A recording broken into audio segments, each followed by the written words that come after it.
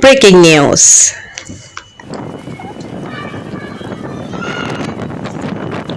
अहम खबर आपको देंगे शहर इकाई से, जहां पे मंजर धुंधला गए। शदीद गर्मी के बाद हुई बारिश, तेज आंधी ने घरों की छतों को उड़ा दिया, दरख्त उखड़ गए। मिट्टी के तूफान ने मंजरों को धुंधला दिया। हल्की और तेज बारिश का सिलसिला अभी वक्फे वक्फे से जारी रहेगा।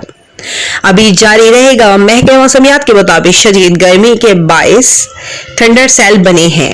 शदीद गर्मी की वजह से थंडर सेल बने हैं। महकमा मौसमियात के मुताबिक अभी हल्की हल्की बारिश का सिलसिला जारी रहेगा मुख्तलिफ मुकामात पर।